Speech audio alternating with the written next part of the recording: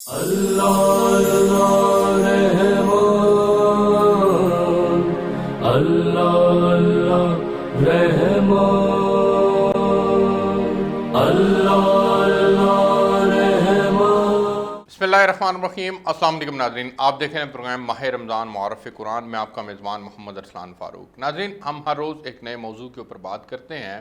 آج کا ہمارا موضوع ہے دعوت و تبلیغ کی ضرورت اور اس کی اہمیت۔ یہ کتنا ضروری کام ہے، اس کی اللہ رب العزت نے قرآن پاک میں کتنی بار تاکید کی ہے، اور حضور نبی کریم صلی اللہ علیہ وسلم یا دیگر تمام انبیاء کرام اور رسولوں کی زندگی کو اٹھا کر دیکھیں تو انہوں نے لوگوں کے اندر جا کر اس بات کی محنت کی کہ اے لوگوں، تم ایک اللہ کے اوپر ایمان لے آؤ اور میرے بتلائے ہوئے وقت کے نبی کے بتلائے ہوئے طریقے کے مطابق زندگی گزارو، تو یہ تمہارے لیے دنیا اور آخرت دونوں میں کامیابی کا ذریعہ بنے گا۔ لیکن حضور نبی کریم صلی اللہ علیہ وسلم کے بعد ہمارا ایمان ہے کہ کسی نبی نے نہیں آنا، تو پھر یہ جو دعوت اور تبلیغ ہے، یہ بنیادی طور پر اس کی اہمیت کیا رہ جاتی ہے، اس کی ضرورت کتنی باقی رہ جاتی ہے؟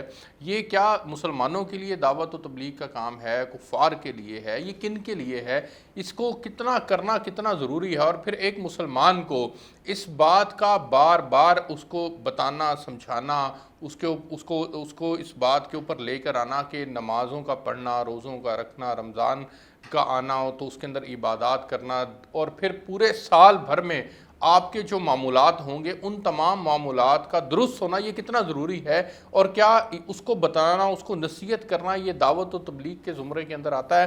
اس کے اوپر بھی آج کے پروگرام کے اندر بات کریں گے۔ میرے سامنے سورہ ال عمران کی ایک آیت ہے جس کا ترجمہ میں چاہوں گا کہ میں آپ کو پڑھ کے سناؤں۔ اور تم میں سے ایسے لوگوں کی ایک جماعت ضرور ہونی چاہیے جو لوگوں کو نیکی کی طرف بلائیں اور بھلائی کا حکم دیں اور برائی سے روکیں، اور وہی لوگ بامراد ہیں۔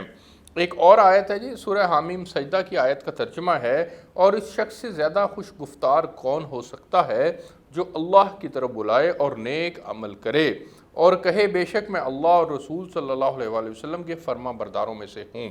تو یہ ہے بنیادی طور پر بات، اس کو سمجھنے کی ہم کوشش کریں گے۔ آج اس ٹاپک کے اوپر بات کرنے کے لیے میرے ساتھ جو مہمان شخصیات تشریف رکھتی ہیں، میں بہت مشکور ہوں مفتی عبدالشکور حقانی صاحب کا۔ سر، آپ تھینک یو سو مچ، آپ نے پروگرام کے اندر جوائن کیا، اسلامک اسکالر ہیں۔ ان کے ساتھ تشریف رکھتے ہیں علامہ محمد سبزواری صاحب۔ سر، بہت شکریہ، اسلامک اسکالر ہیں، آپ نے پروگرام کے اندر جوائن کیا۔ میں سر آپ سے آغاز کرنا چاہوں گا اور جاننا چاہوں گا کہ دور حاضر کے اندر ایک مسلمان کو اس بات کا احساس دلانا کہ آپ مسلمان ہیں، کلمہ گو ہیں، آپ کے اوپر یہ لازم ہے کہ آپ اللہ کے حکم اور نبی پاک صلی اللہ علیہ وسلم کے طریقے کے مطابق زندگی گزاریں، یہ احساس دلانا، یہ کیا علماء کرام کی ذمہ داری ہے یا یہ ہر شخص کی ذمہ داری ہے؟ ایک گھر میں ماں باپ کی ذمہ داری ہے، بہن بھائیوں کی ذمہ داری ہے؟ بسم اللہ والصلاة والسلام علی رسول اللہ وعلی آلہ واصحابہ اجمعین الی یوم الدین۔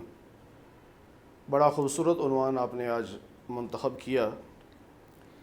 دیکھیے، یہ صرف انبیاء علیہم السلام کی ذمہ داری نہیں، انبیاء کے بعد صرف علماء کی ذمہ داری نہیں، ٹھیک، بلکہ اس امت کے ہر فرد کی ذمہ داری ہے، کیونکہ نبی پاک صلی اللہ علیہ وسلم کا ارشاد ہے، الا کلکم راع وکلکم مسئول عن رعیتہ، تم میں سے ہر شخص نگران ہے اور اس کے ماتحتوں کے بارے میں اس سے پوچھو گی۔ ٹھیک، تو جب ماتحتوں کے بارے میں پوچھو گی تو پھر ہر بندہ ذمہ دار ہے، اس کے ماتحت کوئی نہ کوئی تو ہے۔ ٹھیک، اگر میں باپ ہوں تو اولاد اور بیوی میرے ماتحت ہے، ٹھیک، اگر میں استاد ہوں تو طلباء میرے ماتحت ہے، اگر میں افسر ہوں تو نیچے جتنا کلیریکل سٹاف ہے وہ میرا ماتحت ہے، اچھا، اگر میں بادشاہ ہوں تو ساری رعایا میرے ماتحت ہے۔ ٹھیک، تو ان سب کو تبلیغ کرنا، ان کو دین کی طرف متوجہ کرنا، یہ ہر ایک کی ذمہ داری ہے۔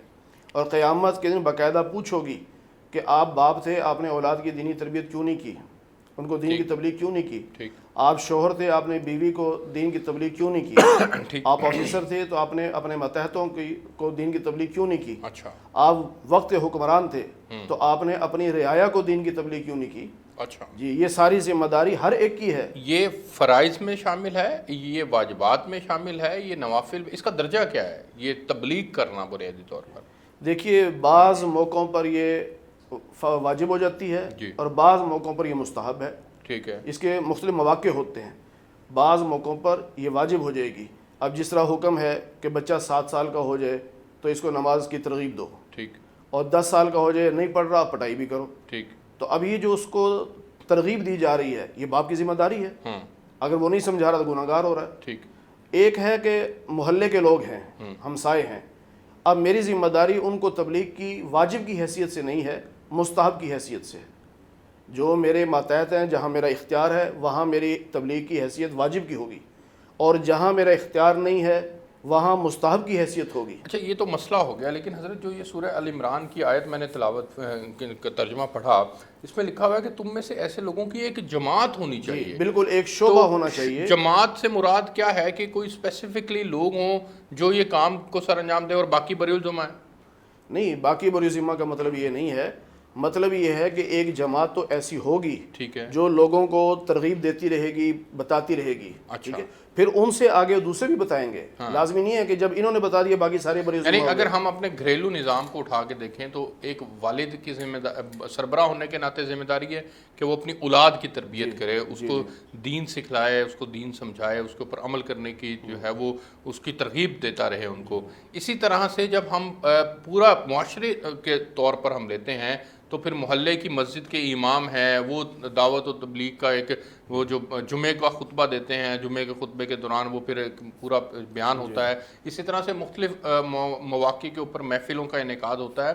تو بنیادی طور پر وہ اپنی ذمہ داری ادا کر رہے ہیں, یہ ان کے کندھوں کے اوپر ایک فرض ہے جس کو وہ ادا کر رہے ہیں. بالکل, یہ ان کی ذمہ داری ہے اور اس ذمہ داری کو وہ نبھا رہے ہیں. ٹھیک ہو گیا. اور یہ جو ایک آپ نے آیت پڑھی سورہ آل عمران کی کہ وَلْتَكُمْ مِنْكُمْ أُمَّةٌ يَدْعُونَ إِلَى الْخَيْرِ, تم میں ایسی جماعت ہونی چاہیے جو خیر کی دعوت دے. ٹھیک ہے. اب ہمارے معاشرے میں کیا ہوتا ہے کہ کوئی تبلیغ کر رہا ہے نا تو اسے کہتے ہیں میں کوئی کافر مجھے تبلیغ کر رہا ہے. ہاں ٹھیک ہے, جاؤ کافر کو تبلیغ کرو. بھائی اس میں یدعون الی الخیر ہے. خیر کے دونوں معنی ہیں کہ جب ہم کافر کو دعوت دیں گے تو اس کو اسلام کی دعوت دیں گے کہ مسلمان ہو جاؤ. جب مسلمان کو دعوت دے رہا ہے تو یہاں خیر کا معنی ایمان نہیں ہوگا کہ وہ اسلام کی دعوت دے رہا ہے. نہیں, مسلمان کو اب یہ دعوت دے رہا ہے کہ آؤ بھائی ہم نے نبی کا کلمہ پڑھا ہے, نبی کی سنتوں کے مطابق زندگی گزاریں.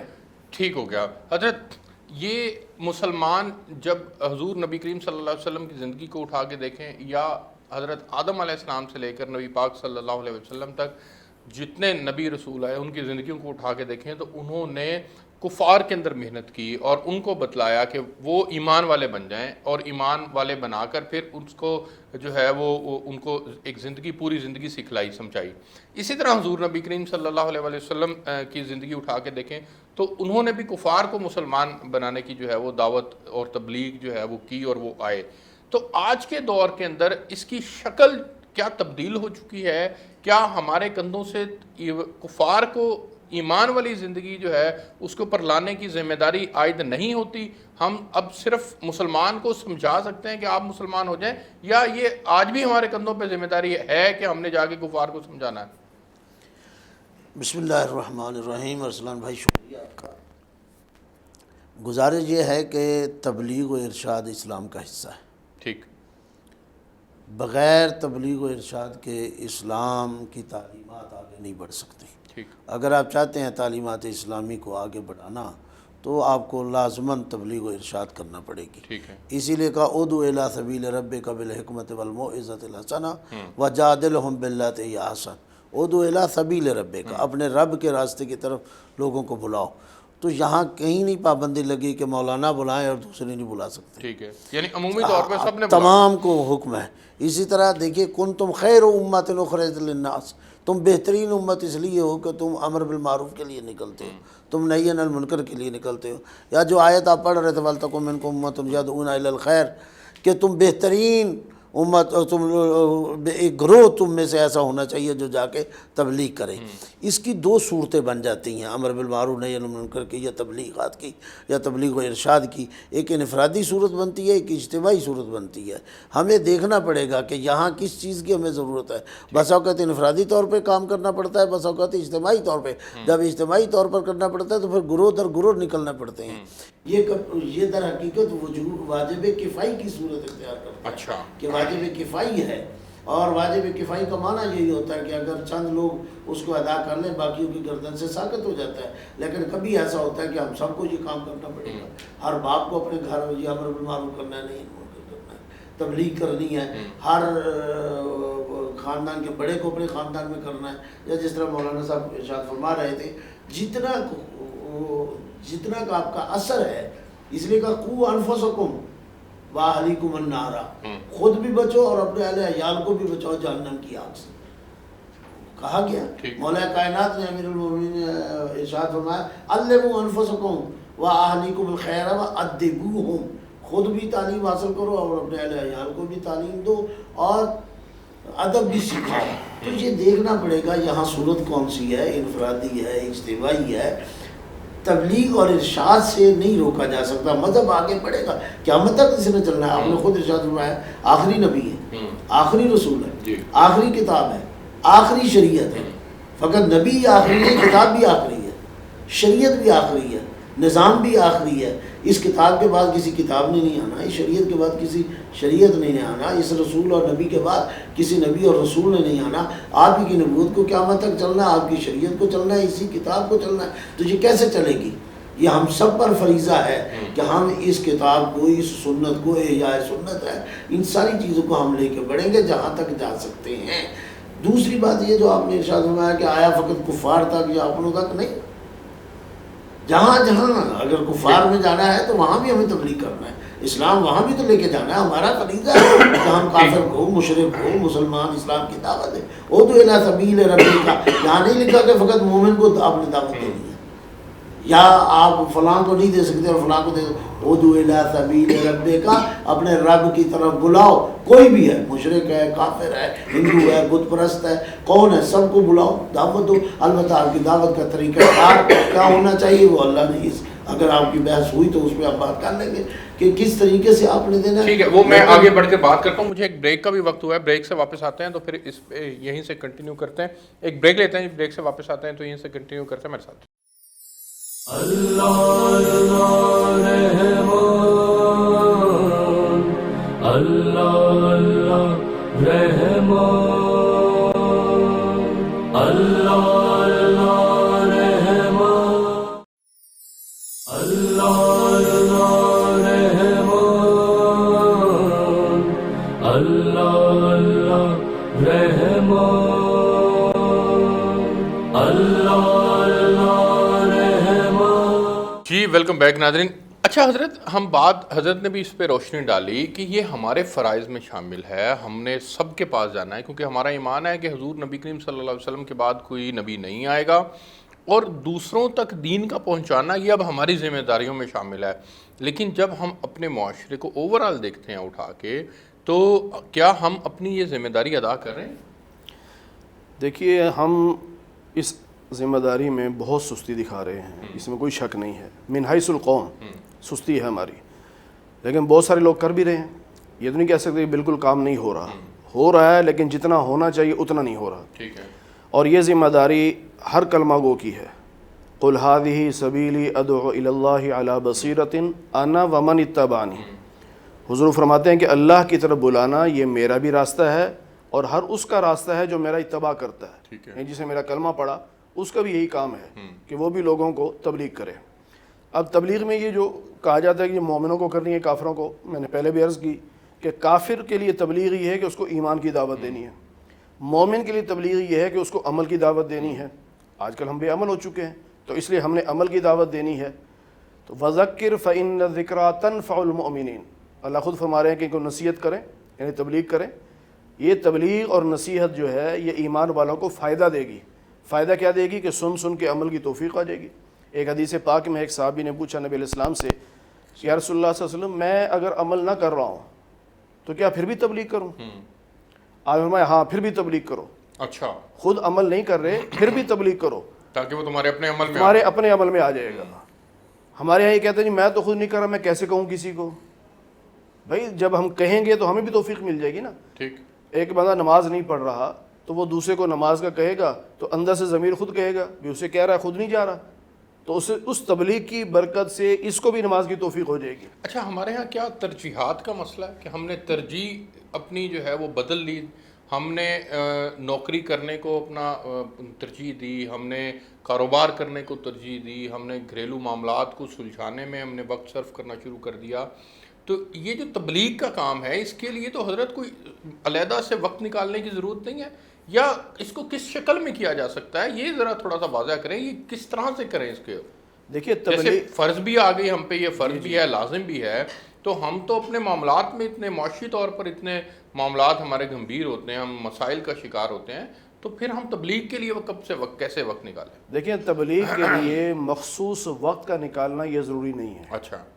جو ہی آپ کو موقع ملا، آپ نے حالات دیکھے کہ اس بندے کو تبلیغ کرنی چاہیے، اس عنوان سے کرنی چاہیے، آپ نے تبلیغ کر دی. ٹھیک ہے. جس طرح آپ دیکھیں اب اشارے کا کراس کرنا، ریڈ لائٹ کو توڑنا، یہ گناہ کبیرہ ہے.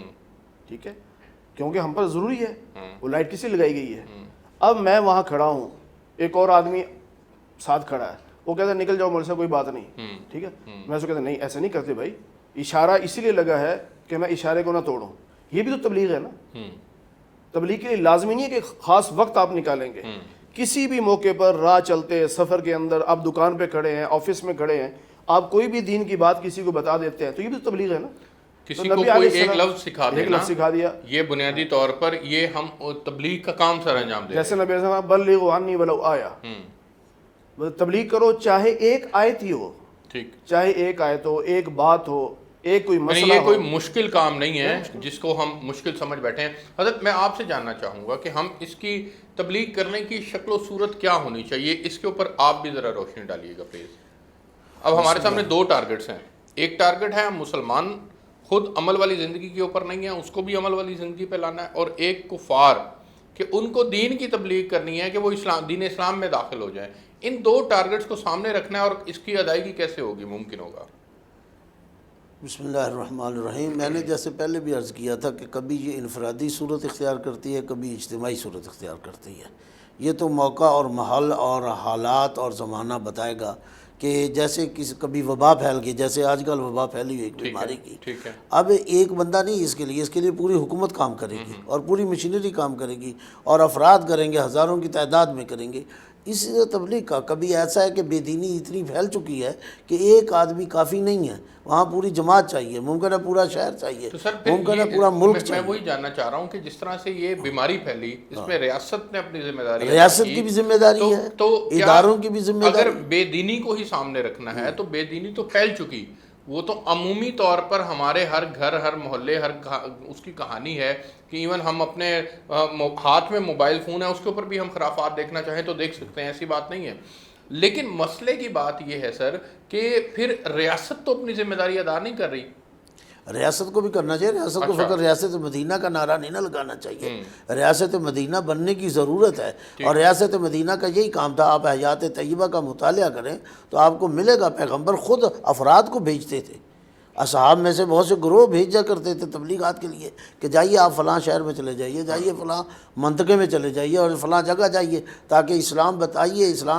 اسلام کی افادیت کب کیسے لوگوں کو پتہ چلے گا، اسلامی تعلیمات اور تربیت کا کیسے لوگوں کو پتہ چلے گا، اسلام کی معنوی حیثیت، ظاہری حیثیت، نظام کے طور پر اسلام. جب تک آپ اس کو دوسرے نظاموں کے مقابل لوگوں کو ساتھ نہیں لائیں گے، اس کے حسن و قب کو نہیں بتائیں گے، اس کا حسن نہیں بتائیں گے، دوسرے مذاہب کا قب نہیں بتائیں گے، کیسے آئیں گے لوگ؟ اسی لیے دیکھیے، ہاں یہ ضرور ہے، جیسے میں نے وہ آیت پڑھی تھی، ادعو الی سبیل ربک بالحکمہ، حکمت کے ذریعے، والموعظۃ الحسنہ، موعظہ حسنہ کے ذریعے، وجادلہم باللتی ہی احسن، اور مجادلے کے ذریعے. یہ ہمیں ٹائم بتائے گا. یہاں ہم نے حکمت کے ذریعے تبلیغ کرنی ہے، یہاں موعظہ حسنہ چاہیے، یہاں ہمیں مجادلہ چاہیے. کیا صورت چاہیے؟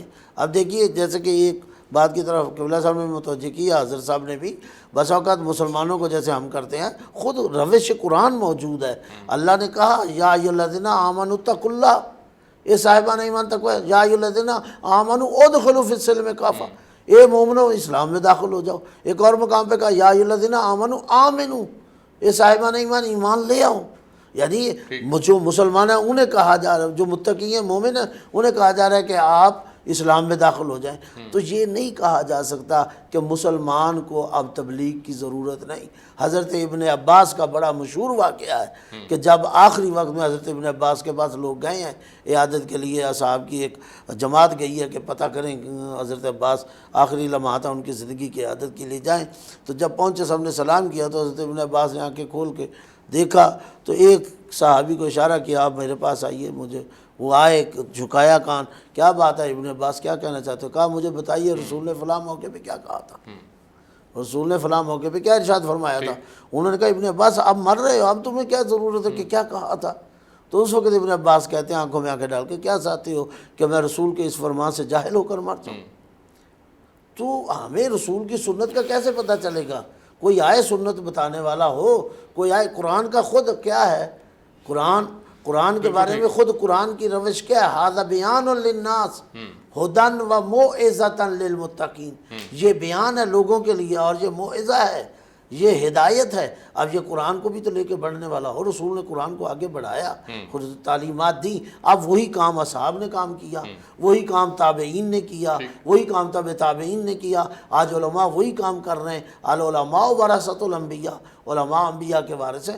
جہاں جہاں نوعیت فرق کر جائے گی، البتہ کسی پہ زیادہ لاگو ہے، کسی پہ کم لاگو ہے، نوعیت بھی فرق کر جائے گی اور انداز بھی فرق کر سکتا ہے۔ اور مثلا گھر کی تبلیغ جو ہے ماں باپ پر ہے، تربیت اولاد کی تربیت ماں باپ پر ہے، لیکن اسکول میں استاد پر ہے، مدرسے میں مولانا صاحب پر ہے۔ مولانا صاحب ایک مسجد میں رہتے ہیں، ایک شہر میں رہتے ہیں، ایک محلے میں رہتے ہیں، مولانا پر ایک اپنی ذمہ داری ہے۔ لیکن سر مجموعی طور پر ریاست کو بھی اس طرح کا نظام بالکل ریاست کو دینا، جو تو ہم نے پہلے عرض کیا کہ ریاست مدینہ کا نعرہ کالجز کا نصاب بھی بدلنے کی پھر تو امر بالمعروف نہی عن المنکر ریاست کا ایک حصہ ہے۔ مولا کائنات امیر المومنین مسجد سے خود نکلتے ہیں اپنے دور خلافت میں نکلتے ہیں مسجد کوفہ سے، اور دکانوں پہ جا کے کہتے ہیں دیکھو قسمیں اٹھا کے نا سودا بیچنا، سودا بک جائے گا لیکن برکت اٹھ جائے گی۔ کسی دکان میں جاتے ہیں، جا کے کہتے ہیں حرام چیز نہ بیچنا، حلال بیچنا۔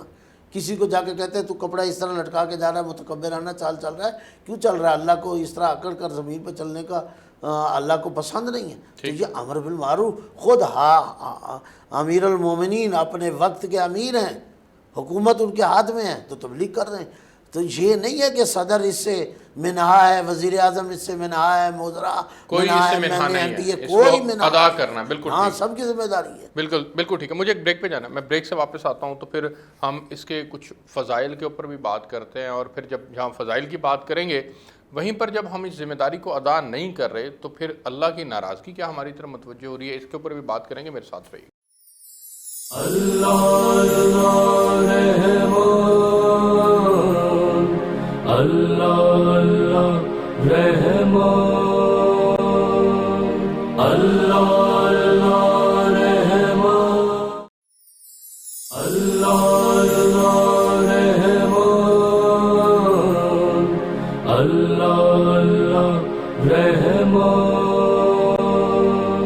اللہ رحمان۔ جی ویلکم بیک ناظرین۔ اچھا حضرت، ہم اس کے ظاہر ضرورت اور اہمیت کے اوپر تو ہم نے بات کی، اور یہ بات سامنے آ گئی کہ یہ ہم سب پر لازم ہے اور ہم نے یہ لازمی طور پر کرنا ہے، ریاست کو بھی کرنا ہے، انفرادی طور پر بھی ہمیں کرنا ہے اور اجتماعی طور پر بھی کرنا ہے۔ اس میں سر اب یہ بتائیے گا کہ اس کو کرنے کے اوپر ہمیں اجر کیا ملے گا؟ اللہ رب العزت ہمیں اس سے کیا انعامات سے نوازیں گے؟ اس کے اوپر بھی ذرا روشن ڈالیے گا۔ دیکھیے نبی کریم صلی اللہ علیہ وسلم کا ارشاد ہے الدال علی الخیر کفاعلہ، جو کسی نیک کام کی دعوت دے رہا ہے، رہنمائی کر رہا ہے، اس کو بھی وہ ثواب ملے گا جو عمل کرنے والے کو ملے گا۔ اچھا، دعوت و تبلیغ کا سب سے بڑا فائدہ یہ ہے کہ میرے کہنے پر کسی نے عمل کر لیا تو اس کا ثواب بھی مجھے ملے گا، ساری زندگی ملتا رہے گا جب تک وہ عمل کرے گا۔ جی جب وہ عمل کرے گا، یا ون ٹائم نہیں، جتنی دفعہ بھی ہم دعوت دیں گے۔ اچھا ٹھیک ہے، اگر ایک آدمی میرے کہنے پر مستقل نمازی بن گیا ہے تو ظاہر ہے اس کی مستقل نمازوں کا ثواب ملتا رہے گا۔ ٹھیک ہے۔ پھر جو بات چل رہی تھی اختیارات کی، دیکھیں حدیث پاک میں دعوت و تبلیغ میں دو چیزیں ہیں، امر بالمعروف اور نہی عن المنکر، اچھائیوں کا حکم دینا، برائیوں سے روکنا۔ برائیوں سے روکنا بھی ضروری ہے۔ اب اس میں نبی علیہ السلام نے فرمایا کہ جو تم میں سے گناہ کو دیکھے وہ اس کو ہاتھ سے روکے، طاقت سے روکے۔ اب یہ صاحب اختیار یعنی ریاست کا کام ہے، وہ طاقت سے روک سکتی ہے۔ دوسرا ہے کہ اگر طاقت سے نہیں روک سکتے تو زبان سے روکو۔ ٹھیک ہے۔ اب یہ سمجھ لیں کہ آج کل کے علماء کا کام ہے کہ وہ زبان سے روک سکتے ہیں، بھائی یہ گناہ ہے، یہ نہیں کرو۔ تیسرا کام یہ ہے کہ اگر آپ نہ ہاتھ سے روک سکتے ہیں نہ زبان سے روک سکتے ہیں تو اس گناہ کو کم از کم دل میں برا سمجھو، بالکل ٹھیک ہے. تو جس طرح یہ درجات اور یہ ہیں ایمان کا سب سے کم درجہ ہے. ٹھیک ہے. اسی طرح امر بالمعروف میں بھی بعض جگہ ریاست کام کرے گی اور وہ اپنے قانون کے مطابق زبردستی عمل کروائے گی. ٹھیک ہے. دیکھیں نبی علیہ الصلاۃ والسلام نے خود فرمایا کہ میرا جی چاہتا ہے کہ میں اپنے مسلح پر کسی کو کھڑا کروں اور چند نوجوانوں کو ساتھ لوں اور گھروں کا چکر لگاؤں جو بغیر کسی عذر کے مسجد میں نماز پڑھنے نہیں آ رہے. میرا جی چاہتا ہے کہ گھروں کو آگ لگا دوں. تو اس سے کیا پتہ چلا کہ جب تم صاحب اختیار ہو تو اپنا اختیار فل استعمال کر کے دین پہ لاؤ ان کو. ٹھیک ہے. ہم یہ سمجھتے ہیں کہ ہمارا جو بھی مطلب حکمران ہوتے ہیں, جو حکومتی افراد یا ادارے ہوتے ہیں, ہم سمجھتے ہیں کہ ان کا کام صرف یہ ہے کہ تعلیم ہو جائے یا جو مینٹیننس وغیرہ جو بھی ہے یہ چیزیں. لیکن یاد رکھیے سب سے پہلے حکمرانوں کی ذمہ داری اپنی قوم کے ایمان کو بچانا ہے. اچھا. اگر ان کے دور حکومت میں کسی بھی حکمران کے دور حکومت میں کوئی آدمی مرتد ہو جاتا ہے, دین سے پھر جاتا ہے یا دین کو چھوڑ جاتا ہے, تو یہ سارا گناہ اس حکمران کے سر پہ ہے کہ ایسا کیوں ہوا. یہی تو وجہ تھی حضرت عمر رضی اللہ عنہ کے دور میں فتنہ کوئی اٹھتا تھا فوراً اس کا کلا کما کر دیتے تھے, فتنہ اٹھنے نہیں دیتے تھے تاکہ وہ کسی مسلمان کے ایمان پر ڈاکہ نہ ڈال سکے. تو یہ ریاست کی ذمہ داری ہے, اس کے بعد علماء کی ذمہ داری بھی ہے, اس کے بعد اساتذہ کی ذمہ داری بھی ہے. اب اسکول ٹیچر کے نہیں جی میرا کام تو دعوت و تبلیغ نہیں ہے, اور بھائی دعوت و تبلیغ ہر بندے کا کام ہے. لیکن سر اس میں بنیادی طور پر دیکھیں ہم تو دو چیزیں سامنے آئی. ایک چیز یہ سامنے آئی کہ یہ ہماری ذمہ داری ہے. اب دوسرا مسئلہ یہ ہے کہ ہم اس ذمہ داری کو ادا نہیں کر پا رہے. جی بالکل. جب ہم اس ذمہ داری کو ادا نہیں کر پا رہے تو پھر ہم کل کو اللہ رب العزت کے دربار میں حاضر ہو کر کیا اس سے بری الجمہ ہو جائیں گے؟ کیا ہم اس کا جواب کیا دیں گے کہ ہم پر ایک چیز فرض کی گئی تھی اور ہم نے وہ ادا نہیں کی؟ جی بالکل, یہ پوچھ ہوگی. میں نے کہا نا الا کلکم راعٍ وکلکم مسئول عن رعیتہ, تم میں سے ہر شخص سے پوچھو گی کہ اپنے ماتحت کو تم نے تبلیغ کیوں نہیں کی, اس کی نگرانی کیوں نہیں کی. اچھا یہ تو چلے اپنے ریت کے بارے میں پوچھو گی, ٹھیک ہے, یہ تو سمجھ تو اس میں سارا سسٹم آ گیا. لیکن حضرت جب ہم دین کی تبلیغ کی بات کرتے ہیں کہ کفار کو اس میں شامل کرنا کہ وہ اسلام کے اندر داخل ہو جائیں اور اسلام کے پھیلاؤ کی بات کرنا کہ سارا عالم جو ہے وہ اللہ کے حکم اور نبی پاک صلی اللہ علیہ وسلم کے طریقے کے مطابق آ جائے, اس کے لیے جب ہم ذمہ داری ادا نہیں کر رہے تو اس کے متعلق کیا وعید ہے؟ جی بالکل, میں نے بتایا نا جس کا جتنا اختیار ہے اگر وہ اس اختیار تک اپنا کام نہیں کر رہا تو مجرم اللہ کی نظر میں. حکمرانوں کو دعوت دے سکتے ہیں, پوری قوم کو دعوت دے سکتے ہیں, اگر وہ نہیں کر رہے تو وہ ذمہ دار ہے. اس کے لیے حضرت میں آپ کے پاس جانا چاہوں گا, اس کے لیے حضرت ہمارا خود کا بھی تو اس کے اوپر یقین ہونا چاہیے کہ یہ پہلے تو ہم اس کی ضرورت کو سمجھیں, اس کی اہمیت کو سمجھیں, اس کے فضائل سے ہمیں بخوبی علم ہو کہ یہ اس کے فضائل ہیں, اور جب ہم اپنی ذمہ داری اس کو سمجھیں گے تو تبھی ہم دوسرے کو اس کے اوپر لائیں گے نا. تو سر اب ہم نے اپنے طور پر اپنے مسلمان بہن بھائیوں کو تو یہ بات کر دی, اپنے گھر والوں کو کر دی, اپنے ماتحتوں کو کر دی کہ یہ عمل والی زندگی ہے, اس کے اوپر آ جاؤ. لیکن سر جو ہماری اس ایک اور ذمہ داری ہے کہ کفار کو اس کے اندر لے کر آنا, وہ تو ہم کہیں پر بھی ادا نہیں کر پا رہے, نہ تو اس کو اپنی ذمہ داری سمجھ پا رہے ہیں نہ اس کو ادا کر پا رہے ہیں. تو اس کے اوپر ذرا روشنی ڈالیے گا کہ ہمیں اپنے اندر ہی کیا چینجز لانے کی ضرورت ہے کہ پہلے ہم ذمہ داری بھی سمجھیں اور پھر اس کی ادائیگی کے لیے کام بھی کریں. خوب, میں عرض کروں گا آپ کی خدمت میں کہ اصل وجہ شاید یہ ہو کہ ہمیں اسلامی تعلیمات خود نہیں ہیں. سب سے پہلی ضرورت ہے کہ ہمیں اسلامی تعلیمات ہمیں ہونا چاہیے, آگاہی ہونی چاہیے. ٹھیک ہے, ہمیں خود تو پتہ ہو میری ذمہ داری کیا ہے. ٹھیک ہے, میں نے فقط لا الہ الا اللہ پڑھنا نہیں ہے, میں نے لا الہ الا اللہ پڑھانا بھی ہے. میں نے محمد رسول اللہ کہنا نہیں ہے, میں نے محمد رسول اللہ کہلوانا بھی ہے. میں نے فقط وضو کرنا نہیں ہے, لوگوں سے کروانا بھی. میں نے نماز پڑھنی نہیں, لوگوں کو نماز پڑھانی بھی ہے, لوگوں کو کہنا بھی ہے. امر بالمعروف نہی عن المنکر اسی چیز کا یہ ایک یعنی کلی طور پہ ایک موضوع دے دیا گیا. اس میں یہ ساری چیزیں آ جاتی ہیں, یہ ساری اسی کی جزیات بن جاتی ہیں, اسی کی شکل پھر مختلف ہوگی. ہمیں پہلے آگاہی چاہیے کہ اسلامی تعلیم اور تربیت کے حوالے سے خود کو آگاہی چاہیے.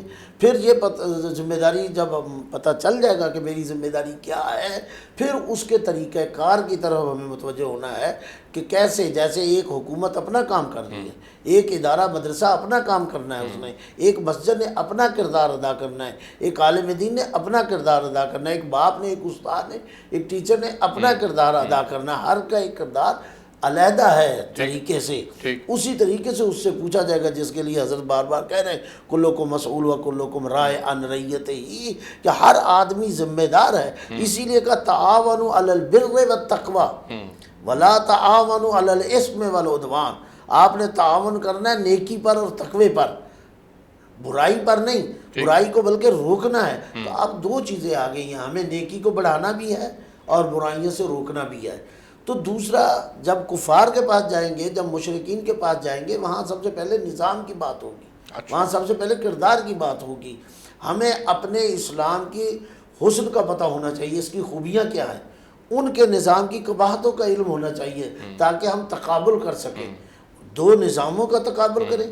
پھر اپنا کردار بھی، مجھے ایسے کردار رکھنا چاہیے کہ میری فقط زبان ہی کام نہ کرے، میرا کردار بھی لوگوں کے سامنے ہونا چاہیے۔ جیسا کہ پیغمبر نے ایک شخص کو بھیجا اور وہ مار کھا کے آ گیا، کہا میں تو اس طرح کہا بھئی آپ تبلیغ پہ جانا، تم نے زبان سے نہیں کرنی، تبلیغ کرنی۔ مطلب کیا تھا کہ کردار سے، اپنے عمل سے یہ ثابت کرنا، اپنے عمل سے ہمیں دکھانا ہے کہ ایک مسلمان، سچا مسلمان کسے کہتے ہیں، پرہیزگار مسلمان کسے کہتے ہیں، متقی مسلمان کسے کہتے ہیں، صاحب ایمان مسلمان کسے کہتے ہیں۔ معاشرے، اسلام یہ نظام معاشرت ہے، ایک ہمیں نظام دیا گیا جو معاشرے میں رہنے کے لیے، تو جب نظام ہے معاشرے میں رہنے کے لیے تو اس کی خوبیاں ہم لوگوں کو بتائیں گے، اس کی ضرورت لوگوں کو بتائیں گے کہ اس نظام کی کیوں ضرورت ہے، ہر ایک کے حقوق کو۔ لیکن سر اس کے لیے کوئی نظام، کوئی شکل بھی تو ہونی چاہیے نا، کوئی نظام کہیں پریکٹیکلی ہمیں اپلائی ہوتا نظر بھی تو آنا چاہیے۔ وہ سب سے پہلے اسلام اپنے اوپر نافذ کریں، بالکل ایسے ہی اپنی ریاست پہ نافذ کریں، اگر ریاست ہے تو ریاست پہ نافذ کریں، ملک پہ ہونا چاہیے، اگر ایک فرد ہے تو اپنے اوپر اسلام نافذ۔ لیکن سر یہ تو تمام چیزیں وہ ہیں جو ہونی چاہیے، وہ ہیں نہیں کرنی چاہیے نا۔ ہاں جی، مسئلہ یہ ہے کہ وہ ہمارے اندر اب کیسے آئیں گی، اس کے لیے کوئی طریقہ کار کو روڈ میپ کو طرف متوجہ ہونا چاہیے۔ اب اس کے دو راستے، جو وہ متوجہ کون کرے گا؟ علماء کرام کریں گے؟ بالکل، علماء کی اپنی ذمہ داری ہے، ریاست کی اپنی ذمہ داری، ریاست کے ادارے بھی امر بالمعروف نہی عن المنکر کے ہوتے ہیں اور ہونے چاہیے، اسلامی ریاست کے ادارے ہونے چاہیے۔ ہمارے ہاں تو اسلامی ریاست کا وہ کنسپٹ موجود ہی نہیں ہے، پھر غلط ہے نا۔ ہم تو 72 سال سے ملک یہ بن چکا لا الہ الا اللہ پر، آج بھی انگریزوں کے قوانین کو فالو کر رہے ہیں، تو ہم نے کیا کرنا ہے؟ نعرہ لگایا ہے اسلامی ریاست کا، لیکن اسلامی ریاست مدینہ کیا ہے؟ یا ریاست مدینہ یہی ہے؟ نہیں، ریاست مدینہ جو بندہ 6 فٹ کی زمین پہ تبدیلی نہیں لا سکا، وہ پورے پاکستان کے نقشے پہ کیا تبدیلی لائے گا؟ بالکل ٹھیک، اس کو تبدیلی، بہت مناسب کہ کہ ہمیں مل جل کر ہم سب کو ایک کردار جو ہے وہ ادا کرنا ہے۔ جس طرح آپ نے آواز اٹھائی آج دعوت و تبلیغ کی فضیلت کے بارے میں، تو اس طرح اگر میڈیا سارا اٹھائے آواز تو لوگوں کو اویئرنیس تو آئے گی نا کہ بھئی یہ کام ہے، کرنے والا ہے۔ بالکل، جب لوگوں کو پتہ چلے گا تو کام آگے بڑھے گا نا۔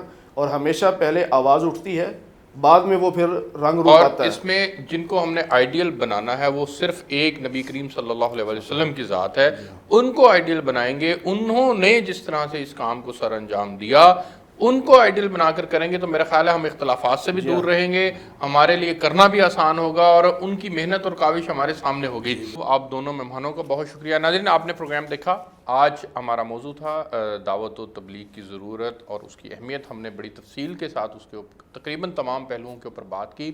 اس کا کرکس یہ ہے کہ یہ ہم سب کی ذمہ داری ہے کہ ہم خود بھی اللہ کے حکم اور نبی پاک صلی اللہ علیہ وسلم کے مبارک طریقوں کو اپنی زندگی کے اندر، نہ صرف اپنی زندگی کے اندر لے کر آئیں بلکہ ہمارے جتنے ماتحت ہیں، سب سے پہلے تو ہماری ذمہ داری ہے کہ ہم ان ماتحتوں کو اس بات کی تلقین کریں، ان کو سمجھائیں۔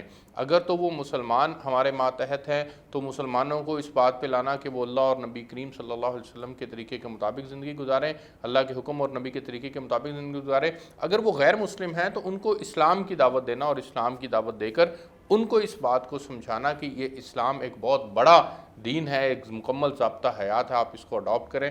یہ ہماری ذمہ داریوں میں شامل ہے۔ نہ صرف یہ انفرادی طور پر ذمہ داریوں میں شامل ہے بلکہ اجتماعی طور پر بھی ذمہ داریوں میں شامل ہے، اور ریاست کو بھی اس میں اپنا ایک کردار ادا کرنا ہے۔